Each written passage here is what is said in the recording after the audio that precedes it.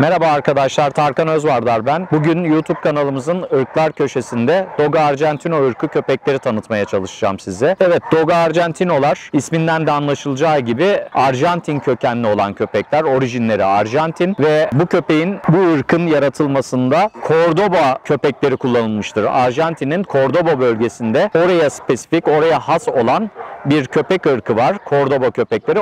O ırkın melezlemeleri sonucunda bazı diğer ırklarla, örneğin Pointer gibi, Danua gibi köpeklerin ırkın içerisine girmesiyle melezlenme çalışmaları sonucunda saflaştırılmış bir ırktır Dogo Argentino'lar. Dogo Argentino'lar gördüğünüz gibi oldukça güçlü fiziğe sahip olan köpeklerdir. Son derece atletik yapılı olurlar, son derece çevik köpeklerdir. Çok güçlü bir kas yapısına, çok güçlü bir kemik yapısına sahip köpeklerdir ve Mastiff sınıfı ırklar içerisindedir. Çok cesur köpeklerdir. Eğitilebilirlik oldukça yüksektir bu ırkın. Düzgün yetiştirildiği takdirde çok iyi pet de olabilen köpeklerdir. Yani çok iyi ev köpeği olabilirler. Sıcak iklim köpeği olduğu için soğuk hava şartlarına çok fazla dayanıklı değillerdir. O yüzden eğer dışarıda yaşatılacaksa çok iyi kulübe sistemleri ve çok iyi korunma alanları oluşturulması gereken köpekler. Çünkü soğuğu çok seven köpekler değil. Soğuğa karşı dirençleri çok yüksek değil. Bu ırk üretilmesinde en çok domuz avları, domuza karşı güçlü bir köpek aranıyordu ve domuz avlarında çok başarılı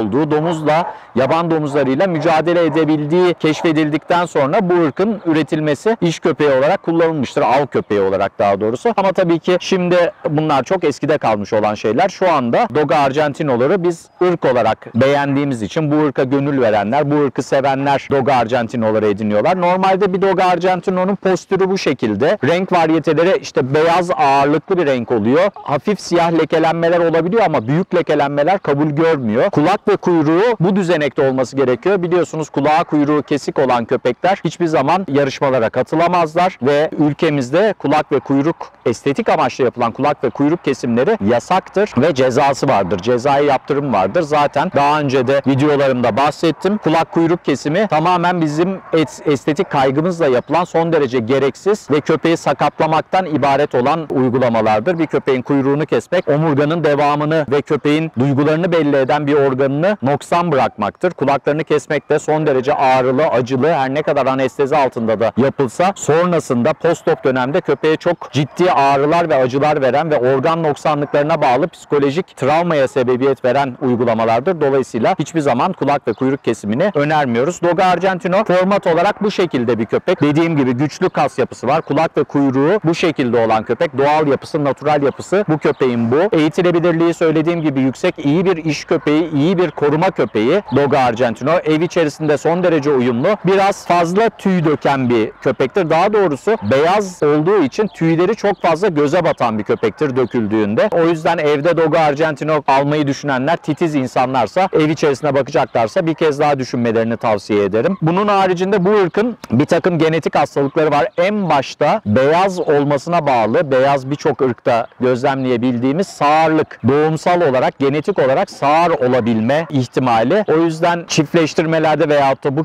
köpeğin üretilmesinde, ırkın saflaştırılmasında dikkat edilmesi gereken şeylerden bir tanesi. Sağırlıkla karşı karşıya kalınabiliyor yavrularda ve sıklıkla gözlemlenen bir şey. O yüzden üretime çok dikkat edilmesi gerekiyor. Bilinçsizce yapılmaması, merdiven altı yapılmaması gerekiyor. Yine bu ırk oldukça sadık bir ırk. İnsana bağlılığı yüksek, dirsek temasını çok seven bir ırk. Aktif, egzersiz ihtiyacı yüksek bir ırk. O yüzden düzgün egzersiz edilmesi gerekiyor. Beyaz olduğu için ultraviyoleye karşı çok sensitif, çok duyarlı bir köpek. O yüzden uzun süreli güneş altındaki gezinti ya da egzersizlerde zaten çok tipiktir. Hemen göz kenarları kızarır. Yani derinin zayıf olduğu, ince olduğu kısımlar ve tüysüz olan kısımlar hemen alerjik reaksiyon verir. Arka bacaklar, erkek köpekse testisler, testis kesesi ve göz kenarları, burun üstü hemen kıpkırmızı olur. O yüzden bu tip bir köpeğe sahipseniz güneşin dik olduğu saatlerde ağır egzersiz ve uzun gezintiler yaptırmamanızı tavsiye ederim. Bu ırkın yine tipik özelliklerinden bir tanesi, hastalıklarından bir tanesi kalça displasisi. Tıpkı diğer büyük ırklarda olduğu gibi. O yüzden belli bir yaşa geldiğinde 1-2 defa kalça grafisinin alınması ve herhangi bir displazi olgusunun olup olmadığının test edilmesi. Yine bu ırkın maalesef kansere yatkınlığı yüksektir. Özellikle deri kanserlerine, beyaz olmasının da bunda çok büyük etkisi var. Deri kanserlerine yatkınlığı yüksek. Yine konjüktivite yatkınlığı yüksek bir ırk. Çünkü alerjik yapılanması yüksek bir ırk. Bir de bu saflaştırma çalışmalarına bağlı gen havuzunun darlığı ve aynı gen havuzunda yapılan eşleştirmeler sonucunda ırk biraz daha narin yapılı hale gelmiştir. Aslında çok güçlü ve dayanıklı bir köpek. Atalarına baktığınız zaman Arjantin'de Cordoba köpeğine baktığınız zaman çok güçlü köpekler ama günümüzde Dogo Argentino'lar biraz daha hassas, sensitif. Özellikle ilaç, antibiyotik ve parazitler enfestasyon engelleme hedefli yapılan spot-on solüsyonlar, yani parazit ilaçlamaları, enseye damlatılan sıvı damlaları uygulamasında dikkatli olmak gerekiyor.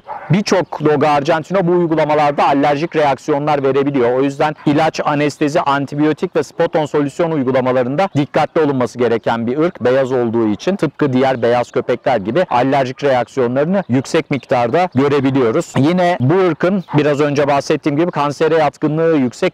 Dişilerinde de meme tümörüne yatkınlık yüksek. Bunu engelleme hedefli olarak erken dönemde kısırlaştırılması, yani hiç kızgınlık göstermeden kısırlaştırılmasıyla bunun önüne geçilmesi mümkün. En çok dikkat edilmesi gereken bu ırkta sosyalizasyon, sosyal davranışları iyi şekillendirmek gerekiyor. Çünkü istediği zaman çok sert olabilen bir ırk. Bir koruma köpeği çünkü. Dolayısıyla sosyal algılar içerisinde yetiştirilmediği takdirde istenmeyecek olayların yaşanabileceği bir ırk. Ama düzgün yetiştirildiğinde de harika pet olabiliyorlar. Çok iyi görev köpeği olabiliyorlar ve bu ırkın özellikle ince yapılı olmasına bağlı sert zeminlere karşı çok duyarlı bir ırk. Özellikle sert zeminlerde yatırılmaması gerekiyor. Hemen dekübit yaraları dediğimiz nasırlaşmalar dirseklerde, bacaklarda hemen gözlemlenebiliyor. Soğuk ısırmasına yatkınlıkları çok yüksek. Kışın soğuk havalarda soğuk ısırmasına bağlı olarak yaralar açılabiliyor vücudunda. O yüzden çok soğukta kalmamasını sağlamak gerekiyor. Söylediğim gibi Arjantin bölgesinde olduğu için ırk soğuğa karşı çok dirençli ve dayanıklı bir ırk değil. Genetik olarak baktığınız zaman hassas bir ırk soğuk hava şartlarına karşı. Dogo Argentino besleyecek olanların genetik hastalıklarını mutlaka göz önünde bulundurmasını tavsiye ediyorum. Özellikle sağırlık, yani duymama ve deri problemlerine karşı hazırlıklı olmalılar. Ama Dogo Argentino'ya gönül vermiş olan ve Dogo Argentino isteyenlere rahatlıkla edinilebilecek bir ırk. Eğer onu egzersize edebilecekseniz ve ırkı gerçekten de çok seviyorsanız kesinlikle tavsiye edilecek ırklardan bir tanesi.